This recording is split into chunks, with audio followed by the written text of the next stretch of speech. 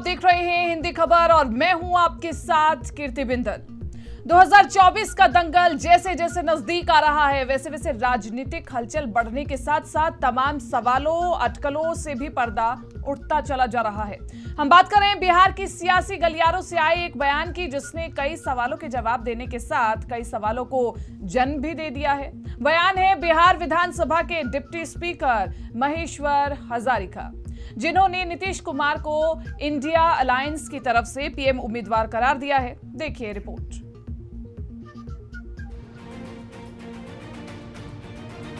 जिस तरह गर्म हवा में उठी चिंगारी को फैलते देर नहीं लगती, वैसे ही सियासी फिजाओं में किसी बयान को फैलने में वक्त नहीं लगता। बिहार के सियासी गलियारों में प्रदेश विधानसभा के डिप्टी स्पीकर महेश्वर हजारी की ओर से दिया गया बयान इस बात का जीता जागता सबूत पेश करता है, जिसने बिहार के साथ दिल्ली की सियासत में भी चर्चाओं का भूचाल ला दिया है। पटना में शनिवार को मुख्यमंत्री नीतीश कुमार की तरफ से तमाम प्रकोष्ठ के अध्यक्षों और प्रवक्ताओं की महत्वपूर्ण बैठक बुलाई गई थी। बैठक के बाद बाहर निकले डिप्टी स्पीकर महेश्वर हजारी ने एक धुआंधार और ब्रेकिंग न्यूज देकर सभी को चौंका दिया, जिसमें उन्होंने INDIA गठबंधन की तरफ से नीतीश कुमार को प्रधानमंत्री पद के उम्मीदवार होने का दावा किया है। अभी जो इंडिया अलायंस के तरफ से प्रधानमंत्री की बातें चल रही है, सारे के सारे गुण आदरणीय नेता नीतीश कुमार जी में है। पांच बार भारत सरकार में मंत्री रहे, बिहार सरकार में 18 वर्ष से मुख्यमंत्री है। मैं समझता हूँ इतना योग्य व्यक्ति पूरे भारत में नहीं है, इसलिए इंडिया अलायंस जब भी घोषणा करेगी प्रधानमंत्री का तो आदरणीय नेता नीतीश कुमार जी के ही करेगी। और यहाँ के लोगों की मंशा भी है, भारत के लोगों के भी, समाजवादी विचारधारा के जितने लोग हैं सब चाहते हैं कि नीतीश कुमार जी प्रधानमंत्री बने। चूँकि यह व्यक्ति जैसे ईंट जोड़ा जाता है दीवार में, तो ईंट जोड़ करके सभी इंडिया जितने अलायंस के लोग हैं सबको एकजुट करने का काम किए। इसलिए आज हो चाहे कल हो, इनका नाम ही घोषणा हो। महेश्वर हजारी के मुताबिक आज या कल INDIA गठबंधन की तरफ से PM फेस के लिए नीतीश कुमार के नाम की घोषणा हो सकती है। ये बयान सामने आया और बस फिर क्या था, चर्चा चर्चा और चर्चा। हर तरफ नीतीश कुमार के नाम को लेकर चर्चाएं होने लगी। डिप्टी स्पीकर के बयान पर बीजेपी की तरफ से भी प्रतिक्रियाएं सामने आने लगी। किसी ने CM नीतीश के PM पद पर चुनाव लड़ने पर बिहार की सभी सीटों पर जमानत जब्त होने की बात कह दी, तो किसी ने नरेंद्र मोदी के अलावा किसी दूसरे को प्रधानमंत्री बनना नामुमकिन बताया। पहले तो ये होगा नहीं, और होगा तो बिहार से तो पहले जमानत जब्त उनका पहले होगा। अगर हिम्मत है तो बिहार से लड़के दिखा दो कहीं से। कोई भी प्रधानमंत्री दूसरा माननीय नरेंद्र मोदी जी को छोड़कर न कोई किसी को भी जनता बनाने नहीं जा रही है। सिर्फ और सिर्फ माननीय प्रधानमंत्री नरेंद्र मोदी जी फिर तीसरी बार प्रधानमंत्री बनेंगे ही बनेंगे। देखिए, सपना देखने में तो कोई नहीं मना करेगा, लेकिन 24 में भारत की जनता ने मोदी जी को प्रधानमंत्री के रूप में स्वीकार चुका है। जो माहौल है वो मोदी के लिए है, इसलिए मेरे अंगने में तेरा क्या काम है नीतीश बाबू। अब जब आपको संयोजक तक नहीं बनाया तो मुंगेरी लाल के नसीब से। हालांकि CM नीतीश कुमार के लिए PM फेस को लेकर डिप्टी स्पीकर महेश्वर हजारी के अलावा INDIA गठबंधन की तरफ से कोई आधिकारिक बयान सामने नहीं आया है, लेकिन दावों में कितनी सच्चाई है ये वक्त पर ही पता चल पाएगा। ऐसे में सवाल भी उठना लाजमी है कि क्या वाकई CM नीतीश कुमार, जो खुद भी कई बार साफ कह चुके हैं कि उन्हें पद का कोई मोह नहीं, वो INDIA अलायंस के PM फेस के लिए तैयार होंगे। क्या गठबंधन में मौजूद तमाम पार्टियां नीतीश कुमार के नाम पर सहमत हो पाएंगी? ब्यूरो रिपोर्ट, हिंदी खबर।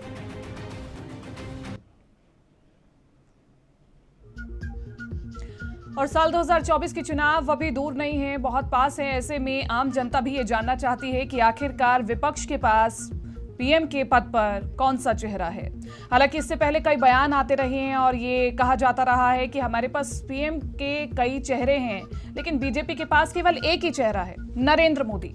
तो आप देख सकते हैं कि हमारे गठबंधन में किस तरह से अलग अलग चेहरों के साथ हम आगे बढ़ रहे हैं, लेकिन सभी का उद्देश्य एक है कि सत्ता से बीजेपी को उखाड़ फेंकना। हालांकि इस मकसद में कितना इंडिया अलायंस कामयाब होता है ये तो वक्त बताएगा, लेकिन तमाम मेहमान हमारे साथ बने हुए हैं, उन सभी का परिचय मैं आप सभी से करवा देती हूँ, फिर इस चर्चा को हम आगे बढ़ाएंगे।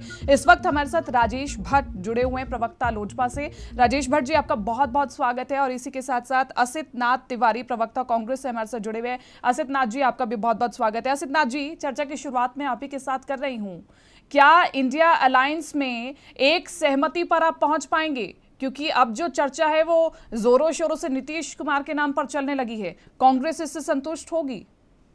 देखिए, मैं 2004 का उदाहरण आपको देता हूं। अटल बिहारी वाजपेयी जी प्रधानमंत्री थे, यूपीए गठबंधन हमारा बना, और तब ऐसे ही लोग कहते थे कि अटल जी को कौन हरा देगा, अटल जी को कौन हरा देगा। हमने कोई चेहरा पेश नहीं किया। 2004 में हमने अटल जी के नेतृत्व में एनडीए को हराया और चुनाव के बाद डॉक्टर मनमोहन सिंह जी प्रधानमंत्री बने। ये इस देश ने देखा है।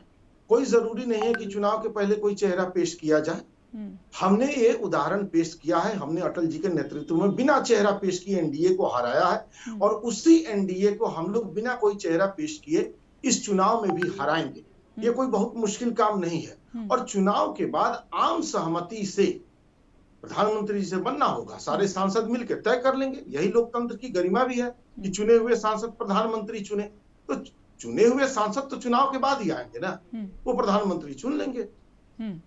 नहीं, लेकिन हम ये समझे नहीं असित नाथ तिवारी जी कि बिना ये जो बारात है, अगर इसका कोई दूल्हा डिसाइड नहीं होगा तो जनता आखिरकार किसे वोट देगी? नहीं, ये शब्द बड़ा आपत्तिजनक है। ये देश किसी की दुल्हन नहीं है कि इसके लिए किसी का दूल्हा चाहिए। ये शब्द पता नहीं कैसे आया और ये बहुत ज्यादा इस्तेमाल होने लगा है। ये अच्छी बात नहीं है। ना तो डेमोक्रेसी किसी की दुल्हन है, ना ये देश किसी की दुल्हन। और 2004 में हमने बिना चेहरा पेश किया। आपको तो उदाहरण दे रहा हूं मैं, अटल जी के नेतृत्व में एनडीए को हरा दिया था। अटल बिहारी वाजपेयी को पूर्व प्रधानमंत्री आवास स्वास्थ्य सम्मान हमने पहुंचा दिया। तब कौन सा चेहरा था बताइए? तो फिर आप मुझे ये बताइए, मैंने आपको बहुत आराम से सुना असित नाथ जी, फिर आखिरकार अशोक गहलोत ये क्यों कहते हैं कि हमारे कांग्रेस के जो पीएम उम्मीदवार हैं वो राहुल गांधी जी ही हैं?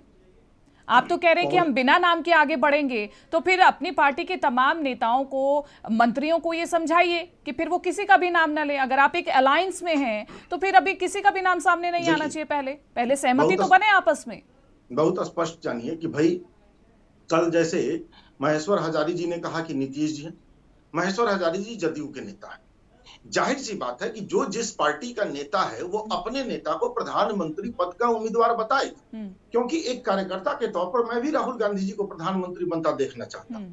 ठीक उसी तरह जो आरजेडी के लोग होंगे वो तेजस्वी जी को बनता देखना चाहेंगे। जो जदयू के लोग होंगे, लेकिन आपने बहुत ही कम समय में अपनी स्टेटमेंट बदल ली। अभी आपने कहा कि कोई भी पीएम के चेहरे को हम नहीं रखेंगे। अभी आपने कहा कि हम कोई भी बिना किसी पीएम के चेहरे को रख करके आगे चलेंगे। अब आप कह रहे हैं कि अपनी अपनी पार्टी में जो नेता है हम उन्हें पीएम का चेहरा मानेंगे। अपनी बात मत थोपिए। मैंने कहा ही नहीं कि हम चुनाव के पहले कोई चेहरा रखेंगे। नहीं, आपने कहा ना कि जिस तरह से 2004 में हमने बिना किसी चेहरे को आगे किए अटल जी को पीछे हटाया। आपसे एक प्रश्न है मेरा कि आपने ये कैसे कह दिया कि मैंने स्टेटमेंट बदल लिया? नहीं, अभी आपने कहा ना कि अपनी पार्टी में जो नेता होगा उन्हें तो हम पीएम उम्मीदवार मानेंगे, लेकिन वैसे हम अपने कोई भी कैंडिडेट को सामने नहीं रख रहे हैं पीएम के चेहरे पर। तो इसलिए यहाँ पर विरोधाभास दिखता है, ये मानिए आप। कोई विरोधाभास नहीं है। आपने शायद ठीक से सुना नहीं। ठीक है, नहीं, मैं बिल्कुल ठीक से सुन रही हूँ। मैं बिल्कुल ठीक से सुन रही हूँ और उसी के आधार पर आपको बोल रही हूँ। बहरहाल राजेश भट्ट जी को भी मैं एक बार चर्चा में जोड़ लेती हूँ। राजेश भट्ट जी, बिहार में जिस प्रकार से नीतीश के नाम पर चर्चा चल रही है, लोजपा इसे कैसे देखती है? आप तो देख रही हैं कि नीतीश कुमार जी कल प्रवक्ताओं की और अपने महत्वपूर्ण नेताओं की एक बैठक की है। और राजेश जी, अपने साइड से टीवी का वॉल्यूम थोड़ा सा डाउन कर लीजिए। इस तरह का बयान आता इतना दुर्भाग्यपूर्ण है और क्या समन्वय है इंडिया के अंदर, ये तो स्पष्ट हो गया है। और देखिए, एक शपथ है नीतीश कुमार जी को। आशीष तिवारी जी अगर नहीं मानते हो तो कोई बात नहीं, लेकिन अगर नहीं मानते हो तो ये डिक्लेयर कर देना चाहिए कि नीतीश कुमार जी हमारा नेता है। और नहीं तो यही कहना चाहिए कि भाई राहुल जी हमारे नेता है। ये लोग अभी प्रधानमंत्री खेल रहे हैं। इनके यहाँ 15 प्रधानमंत्री है, मैं आपको बता दूं। और अभी दुर्भाग्य है कि किसी पर तय नहीं हो रहा है, सब लोग अपने अपने को प्रोजेक्ट करा रहे हैं। अभी हाल में पूर्व मुख्यमंत्री भोला प्रसाद शास्त्री जी की जयंती के अवसर पर मैं देखा कर्पूरी भवन जो जदयू कार्यालय है पटना में प्रदेश का, वहाँ पे हो रहा था कि प्रधानमंत्री का उम्मीदवार कैसा हो, नीतीश कुमार जैसा हो। अरे भाई कोई जयंती बना रहे हैं आप, उनको प्रधान से समर्पित कीजिए ना। देखिए सबके दिल में ठीक है, आशीष तिवारी जी के दिल में भी ठीक है कि हमारे राहुल गांधी क्यों नहीं प्रधानमंत्री बनेंगे। ठीक है, हमारे साथ और भी मैं लौटूंगी, राजेश भट्ट जी मैं लौटूंगी आपके पास। हमारे साथ और भी मेहमान जुड़ चुके हैं, उन सभी का भी मैं परिचय आप सभी से करवा देती हूँ। संतोष पाठक जी हमारे साथ जुड़ चुके हैं, बीजेपी से प्रदेश उपाध्यक्ष हैं बिहार के, और इसी के साथ साथ नीरज कुमार हमारे साथ जुड़ चुके हैं, मुख्य प्रवक्ता हैं जेडीयू के। नीरज कुमार जी आपका भी बहुत बहुत स्वागत, संतोष जी आपका भी बहुत बहुत स्वागत है। और नीरज जी मैं सीधा आपके पास आना चाहूंगी। नीतीश कुमार के नाम पर चर्चा चल रही है, लेकिन यहाँ पर कांग्रेस के प्रवक्ता ये कह रहे हैं कि अभी हम कोई भी चेहरा आगे लेकर के नहीं चल रहे हैं, बिना किसी चेहरे के ये चुनाव लड़ेंगे। फिर नीतीश कुमार के नाम पर कैसे चर्चा हो रही है? चर्चा होना है तो मोदी जी का तानाशाही है, क्योंकि कोई चर्चा बोल भी नहीं सकता है। नहीं तो फिर आप एक अलायंस में हैं, अपनी बातों को थोड़ा अपनी बातों को थोड़ा सेम रखिए ना। कांग्रेस अलग बयान दे रही है, जेडीयू अलग बयान दे रही है, जनता को क्यों कंफ्यूजन में डाल रहे हैं आप एक सहमति पर आइए, आप अपना एक पूरा बातचीत कीजिए आपस में। बिना बातचीत के आप किसी के चेहरे को नाम को सामने रख रहे हैं, तो इससे जनता कैसे देखे? हमको लगता है कि हम लोग, आप प्रश्न एक बार पूछ लीजिए तब जवाब सुनिए। इंडिया अलायंस की 3 बैठक हुई, उसके पहले क्या कहा जा रहा था कि चाय पीने जा रहे हैं, इसका कोई औचित्य नहीं है। कि निर्मल बाबा बिहार आए थे, उनसे बहुत लोग जाके अपना जन्म टिप्पण लिखवाए थे, तो लोग तरह तरह के कयास उसके आधार पर लगा रहे थे। भाई जब विभिन्न राजनीतिक दल हैं, एक मुद्दे पर सहमति है ना कि 2024 में हमको एक साथ लड़ना है, अब उसका कॉमन मिनिमम प्रोग्राम क्या होगा, सीट शेयरिंग क्या होगा, नेतृत्व क्या होगा, तो इसके लिए इंडिया गठबंधन के घटक दल का शीर्ष नेतृत्व तय करेगा ना। कि जनता दल के प्रवक्ता हम तय कर देंगे कि कौन होंगे उम्मीदवार। नहीं, वो शीर्ष नेतृत्व है, वो शीर्ष नेतृत्व है कौन सा, ये हम समझना चाहते हैं। क्योंकि जिस इंडिया का आधार रखा नीतीश कुमार जी ने, उनको संयोजक तक नहीं बनाया है ना। बीजेपी की ओर से बयान आ रहा है कि फूफा जी तो गाल फुला करके आ गए। नहीं, इस संयोजक वाला एडवर्टीजमेंट कब निकला था? आपके पास है तो दे दीजिए ना। संयोजक वाला एडवर्टीजमेंट निकला होगा ना कि इंडिया अलायंस में संयोजक का एक पद निकाला गया है, जिसके नीतीश कुमार जी उम्मीदवार है। तो एडवर्टीजमेंट कौन दिन निकला था? पूर्णिमा के दिन, अष्टमी के दिन, नवमी के दिन, अमावस्या के दिन? जरा ये पहले बता दीजिए, तब हम जवाब दे देंगे। नहीं तो आप मुझे ये बताइए ना कि ये चर्चाएं आखिरकार ऐसी क्यों है कि नीतीश कुमार जी को वो तरजीह नहीं दी जा रही है? अरे भाई आप क्लियर करिए ना। आप ऑन रिकॉर्ड बोल रही हैं कि संयोजक उनको नहीं बनाया गया। तो इंडिया विज्ञापन कब निकाला था? उस मीटिंग का कौन मीटिंग का एजेंडा था? बेंगलोर का, पटना का, मुंबई का एजेंडा भी आपके पास होगा। आप मीडिया के लोग हैं, आपको जानकारी होगी। नहीं तो फिर ये विज्ञापन निकालने जैसी बात होगी तो फिर तो हर बात का विज्ञापन निकालिएगा।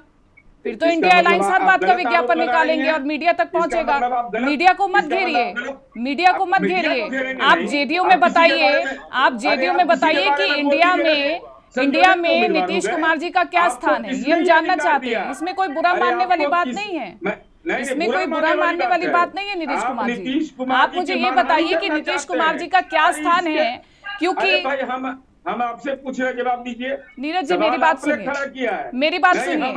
जिस बीजेपी का आप विरोध कर रहे हैं ना, जिस बीजेपी का आप विरोध कर रहे हैं, वो ये कह रहे हैं कि गाल फुला करके फूफा जी आ गए, बंगाल से भी आ गए। यही शब्द पर मेरी आपत्ति आप पर है। आप उसके पहले बोले हैं कि संयोजक उनको नहीं बनाया गया। आप मीटिंग में थे? नहीं तो फिर ये फिर चर्चाएं आगे कैसे बढ़ी, आप मुझे बताइए। आप जानिए, मीडिया प्लेटफॉर्म्स पर, पब्लिक डोमेन में ये चर्चाएं कैसे आई कि संयोजक नहीं बनाया गया? आप ही की पार्टी से तो कहा गया होगा या फिर कौन कहीं से बोला तो है? बात निकली वीडियो होगी। दिखाइए, जब वीडियो चिंगारी दिखाइए। लगती है, जब अरे चिंगारी वीडियो उठती है तो आग तो दिखाइए। जलती है ना। ये तरीका नहीं है, गोदी मीडिया नहीं चलना है। आप एजेंडा तय कर रहे हैं क्या मेरा? क्या बात कर रही हैं आप? नहीं आप- नहीं, आप जब चैनल पार्टी में के एंकर प्रवक्ताओं हैं। को जवाब नहीं मिलता तो उनके पास आखिरी हथियार यही होता है, उनके पास आखिरी हथियार यही होता है कि वो मीडिया पर सवाल खड़ा ज्ञान करें। है, यही भ्रम आपको है कि आपको ज्यादा ज्ञान है। इंडिया का एजेंडा आप तय कर रहे हैं, संयोजक का पद आप तय कर रहे हैं। क्या बात कर रही हैं? कम से कम इतना ख्याल रखिए पत्रकारिता की मर्यादा, नहीं तो हम निर्णय कठोर लेते हैं हम लोग। नीरज जी, हम लोग आप किसी के निर्णय बदौलत लीजिए, नहीं आपको जो राजनीति निर्णय करते हैं। लेना है, लेकिन आप इस तरह से चर्चा में आप- बैठ करके आप धमकी नहीं दे सकते। आप भी धमकी आप नहीं धमकी नहीं दे आप सकते। नीतीश कुमार जी को संयोजक का आप उम्मीदवार धमकी नहीं बना दे दिया सकते, आपने। लेकिन किसने जो आपको चर्चाएं अधिकार आगे दिया बढ़ है? रही हैं, हमने अपनी रिपोर्ट के आधार पर बोला है, खबरदार हमने अपनी ऐसी भाषा रिपोर्ट का के आधार इस्तेमाल पर नहीं। ये सवाल आपसे नीतीश रखा है, कुमार- लेकिन नहीं। आप तो इधर उधर दिखाइए के सवाल विज्ञापन छोड़ कहाँ करके है? बस एक ही बात पर आप अटक गए। जलील करते हैं नीतीश कुमार जी को। किसने अधिकार आपको दिया है? इंडिया गठबंधन ठीक के है, गठन मुझे पता है आप बीजेपी नहीं का बोलेंगे, जो बयान सवाल मैं आया आपसे है। पूछूंगी आप उसका जवाब नहीं देंगे। नहीं, बहरहाल संतोष आप जी, गलत सवाल आप करिए, आप रखिए अपना डिबेट तो मैंने रखिए रखा अपना। ना, मैंने सवाल खबर- रखा, आपने उस बात को दरकिनार कर दिया। बीजेपी क्यों को बोला? आपसे जवाब नहीं दिया जा रहा है, आप बोलिए पहले। बीजेपी को जवाब आपने आपसे नहीं बोला देना पड़ रहा है। आप रिकॉर्ड चलाइए, रिकॉर्ड पूरा संतोष सुनाइए। पाठक जी, उसमें आप बोले हैं। संतोष पाठक जी, आप बहुत मुस्कुरा रहे हैं। संतोष पाठक जी, आप बहुत मुस्कुरा रहे हैं। आपने ही पहले ये हवा उड़ाई कि फूफा जी गाल फुला करके आ गए, और अब आप मुस्कुरा रहे हैं। नीतीश कुमार जी, अब बाबा जी किसके हैं? नीतीश कुमार कीर्ति जी, हाँ, कीर्ति जी, गंदा तरीके से राजनीति विषय तय करते हैं। ठीक है, संतोष जी को बोलने दीजिए आप। हाँ। नहीं बोलने देंगे, भले आप स्पष्ट करिए। नहीं, ऐसे नहीं चलेगा नीरज जी, ऐसे सुनिए। नहीं चलेगा नीरज जी कि चित्त भी मेरी और पट भी मेरी। ठीक है, संतोष जी आपका नाम नहीं है, मैं संतोष जी से सवाल कर रही हूँ, एक बार संतोष जी को बोलने दीजिए। कोई डिबेट में भाग नहीं लेगा। देखिए, ये हमारा फैसला है पार्टी का। ठीक है, आप संयोजक का पद बताइए। ठीक है, सुन संतोष लीजिए जी, नीरज जी, काहे बेचैन हो रहे हैं? नीरज भैया सुन लीजिए, नीरज भैया नहीं सुन लीजिए, बात सुन नहीं, लीजिए। ये गलत बात है। इनको सुनिए, बात तय सुनिए। करने दीजिए। इतना बेचैनी बीजेपी ने ठीक अगर नहीं है। बयान दिया है तो हम सहमत हो सकते हैं। ये कह रही है कि संयोजक नहीं बनाया गया।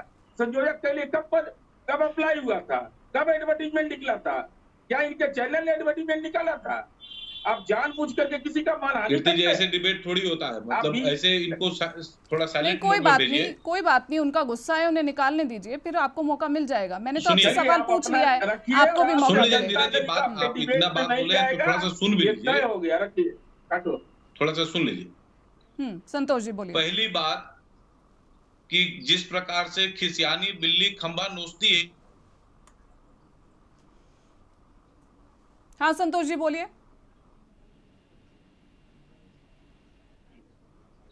जिस प्रकार से खिसियानी बिल्ली खंबा नोचती है, उसी भाषा का प्रयोग ये लोग कर रहे हैं यहाँ पर बैठ के।